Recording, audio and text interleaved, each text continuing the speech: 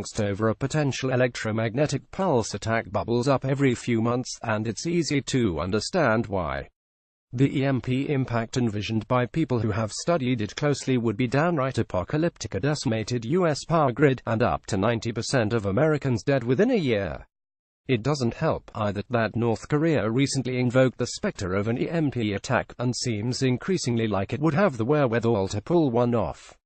In broad strokes, if you explode a nuclear weapon at high altitude, it generates an electromagnetic pulse, which in turn can disrupt electronics ranging from cars, to streetlights, to the US power grid itself. By what degree depends on whom you ask. Scary stuff, especially that 90% number, which was first offered by Representative Roscoe Bartlett in a 2008 congressional hearing, and backed by a physicist and leading voice in the EMP issue, named William Graham. But Bartlett himself sourced the figure from a work of science fiction, William R. Faustinian's 1 Second After. And while an EMP surge, be it from a hydrogen bomb detonated high above North America or a powerful solar storm, would surely impact daily life, the extent of the possible repercussions remains uncertain. At least where North Korea is concerned, that lack of an assured outcome should help ease, if not totally erase, EMP concerns. Blackout to bust. It's important to note early that the EMP threat has become an unlikely live wire. Its most extreme proponents genuinely fear near total annihilation. Its vocal detractors dismiss the threat as science fiction. In between, though, lie some important subtleties. Crucially, you won't find much disagreement on the very basic science. In fact, both the US and Russia have proven this out in practice. In 1962, the US conducted a nuclear test known as Starfish Prime, in which it detonated a 1.4 megaton nuclear warhead 240 miles above the Pacific. The resulting EMP knocked out hundreds of streetlights, and some telephone communications, 900 miles away in Hawaii. Russian tests at around the same time, over Kazakhstan, reportedly resulted in an EMP that took out a 300-mile communication line, among other assorted impacts. Evidence persists beyond those specific corollaries as well. You don't need to do high-altitude nuclear tests to know the EMP threat is real, says Dr. Peter Pry, who served on the Congressional EMP Commission and has published several books about its potential impacts. Pry points to data gleaned from underground nuclear tests and EMP simulators, all of which, he says, indicate the strong potential for devastation. I'm sure you've had the experience of driving a car down the road, listening to the radio, and then you've driven under a high power line, and suddenly your radio doesn't work. You come out the other side, and it works again. What's happened is you've passed through an electromagnetic field that upset your radio, says Pry.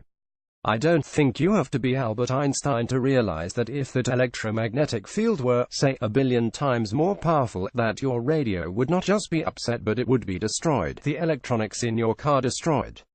Imagine that now not being a localized phenomenon, but extended to the whole North American continent. I don't know how the proponents of EMP get such huge results.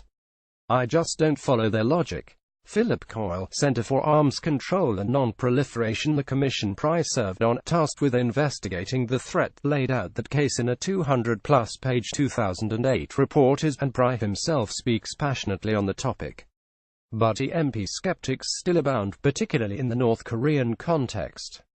And the EMP Commission shut down on September 30 after the Department of Defense and Department of Homeland Security didn't seek funds from Congress to continue its operation. The fact that North Korea has tested a larger yield nuclear weapon than before is of concern because of the yield of the nuclear weapon, not because of EMP, says Philip Coyle, a senior science fellow at the Center for Arms Control and Non-Proliferation, who served as the Assistant Secretary of Defense and Director of Operational Test and Evaluation at the Pentagon, and spent decades studying nuclear weapons at Lawrence Livermore National Laboratory. Coyle acknowledges that EMPs can be a problem. The electromagnetic pulse from an 1859 solar storm, known as the Carrington event, would have devastating consequences if repeated today, but he and others remain skeptical as to the true impact of the type of nuclear-based attack outlined by the EMP Commission. I don't know how the proponents of EMP get such huge results. I just don't follow their logic, says Coyle. There just isn't a scientific basis to get these huge results, these huge numbers. There's still not proof that it would destroy a wide area of electrical equipment today, says Sharon Burke, who served as Assistant Secretary of Defense for Operational Energy in the Obama administration and is currently a senior advisor at the New America Foundation, a nonpartisan think tank. There's no actual proof that this would happen. Pry dismisses those who regard EMP as science fiction as idiot naysayers. But Coyle, Burke, and others who have raised doubts don't deny the underlying scientific principles. Nuclear weapons to put out electromagnetic pulses of different varieties, and some of them are quite dangerous, Burke says. You'll find that a lot of US military equipment, at least from the Cold War, was shielded against those kinds of EMPs. For EMP threat skeptics, though, decades-old tests and modern simulations don't equal a guaranteed result today. Which means the right question to ask isn't if North Korea could explode a nuclear weapon high over the United States. It's whether Kim Jong-un would take that risk, uncertain of the ultimate effect, but knowing that his country would receive the full weight of American military response in return. Or, as Burke puts it, if you're a country that wants to go to war with the United States, and you want to cause maximum damage, you want to be pretty sure it's going to work. Risky business. North Korea attacking the US with an EMP would be a fantastically high-risk maneuver, with uncertain gains. And even if it did incapacitate much of the US power grid, it would prevent a counterstrike. US military equipment is hardened, and its response could come from plenty of places other than North America. In fact, even testing the effects of an EMP attack could provoke US military engagement, says Bruce Bennett, who specializes in asymmetric threats at the RAND Corporation. The North Korean foreign minister recently threatened to detonate a nuclear weapon over the Pacific to demonstrate the missile capabilities. I think if he even does that, not as EMP, there is a fairly significant chance that the US would respond, says Bennett. That sort of provocation would be out of character for Kim Jong-un, who despite the public bluster has historically known where the boundaries are and managed not to cross them. His main objective is the survival of his regime. Exploding a nuclear weapon above the United States would almost certainly assure its destruction. If you're a country that wants to go to war with the United States, and you want to cause maximum damage, you want to be pretty sure it's going to work. Sharon Burke, New America. Given all the uncertainty, the takeaways about the EMP threat are also unclear. Long-term investment in hardening U.S. grid infrastructure makes some sense, but headlines blaring that North Korea could kill 90% of the U.S. population with one EMP strike seem counterproductive. The threat of nuclear weapons and nuclear war with North Korea is a plenty big enough threat as far as I'm concerned, says Coyle.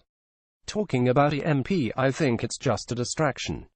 I don't know why it keeps coming up, as often happens. The best course to chart might be somewhere down the middle. The threat is perhaps best characterized as low probability but potentially very high consequence, says Frank Zilafo, director of George Washington University's Center for Cyber and Homeland Security. For this reason, the prudent course is to prepare in advance, through international cooperation to try and contain North Korea, and an increased focus on preventative measures at home and in space. Pry disagrees. In recent congressional testimony, he offered perhaps the cleanest distillation of the EMP argument, in that it's equal parts irrefutable and unprovable. I suspect people will continue to describe an EMP threat as unlikely, said Pry, right up until the day before North Korea actually attacks us.